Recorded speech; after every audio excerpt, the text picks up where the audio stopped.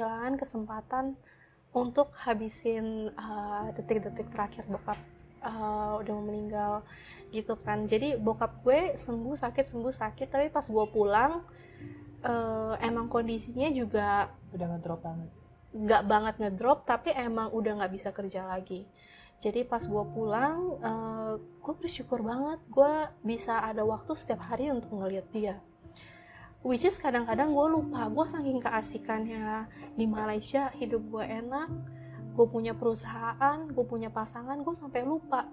Balik-balik ke Indonesia gue shock, kok bokap gue mukanya makin tua ya, kok dulu dari yang dulunya gagah, bisa gendong gue, berotot, terus sekarang jadi lebih kurus dari gue, kecil banget badannya.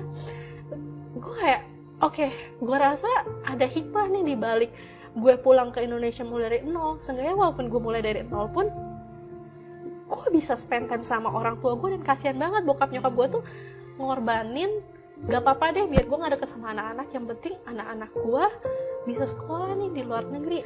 Walaupun gue kangen mereka, dan little did gue tahu nih, mereka saking susahnya,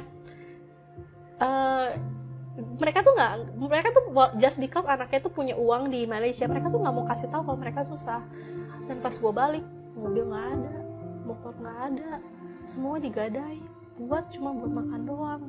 Jadi bokap gue tiap hari tuh makan 13 obat, dan gue selalu yang beliin obatnya dari Malaysia. Gue selalu tanya, Pak, obat masih ada gak? Masih ada. Ternyata bokap gue makan obat cuma 5 hari sekali, karena dia tahu ada satu obat yang satu stripsnya aja 1 juta, dan dia hemat makan obat itu karena dia nggak mau susahin anak-anaknya, dan akhirnya berujung ke meninggal. Pengorbanan bokap nyokap gue itu kayak, pertama pada saat dia meninggal gue marah banget gitu loh. Gue marah gue kayak kenapa gue nggak bisa sukses tunjukin ke dia, kenapa gue nggak bisa kasih pengobatan yang paling baik, karena dia meninggal dengan kondisi mestinya dia masuk ICU, tapi karena ICU satu harinya itu 10 juta, gue nggak bisa afford. Dan akhirnya yang gue lakukan adalah pada sebelum dia meninggal kan gue kan nyari nih ICU, BPJS tuh nggak bisa, jadi dokter bilang kalau ini nggak di ICU 3 hari kemudian akan meninggal gitu loh, mesti ICU. Gue bilang gue nggak bisa afford. Gue keliling minjem, gue ketok rumah satu persatu orang yang gue kenal untuk gue pinjem duit gitu, dan nggak ada yang minjemin sama sekali. Terus selanjutnya gue ke rumah sakit yang menerima BPJS, gue mohon supaya ada ICU kosong buat bokap gue. Dan karena gue saking sibuknya keliling untuk cari ICU, gue nggak di samping bokap gue ketika dia meninggal.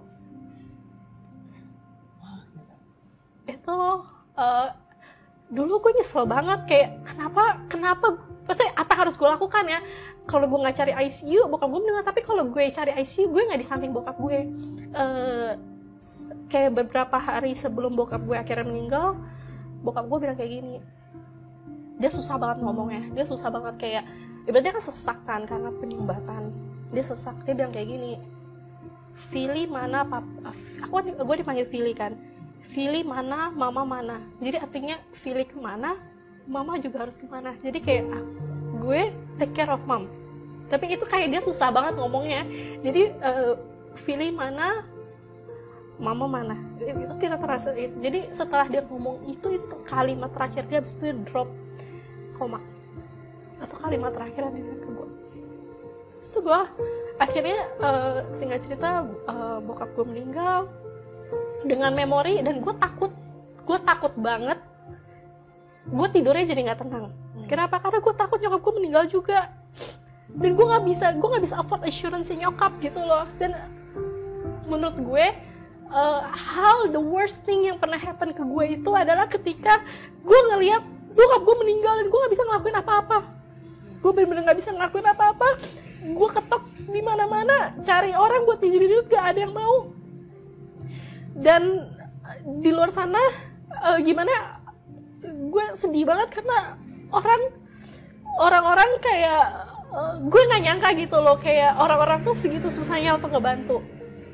Itu merupakan satu trauma di gue, dimana setiap pagi gue bangun tidur, gue pikirin gimana caranya gue keluar dari ketakutan gue nyokap gue meninggal atau nggak adik gue meninggal dan gue nggak bisa ngelakuin apa-apa. Bagi gue itu adalah titik dimana that's the worst fear that I have. Ketakutan terbesar gue melihat nyokap gue meninggal. Akhirnya gue bekerja, gue create Mirael, gue jual, tapi dasarnya itu ya, yang dasarnya itu adalah based on ketakutan, dendam karena gue benci semua orang yang gak bantu bokap gue. Padahal gue udah bilang kayak gini, gue akan kerja pagi, siang, sore, malam, Sabtu, Minggu, apapun itu. Kalau gue gak bisa bayar, gue kasih ginjal gue. Yang penting lu bisa pinjemin gue duit, karena gue pengen banget bokap gue tetap hidup. Pokoknya apapun akan gue lakukan gitu loh. Gak ada yang bisa bantu gitu. Jadi akhirnya itu dari ada kemarahan, ada dendam, ada pokoknya emosi yang negatif semuanya itu untuk gue ngejalan Mirael. Hasil iya gue dapet duit, akhirnya gue bisa beli insurance nyokap gue, iya gue bisa, tapi gue nggak bahagia.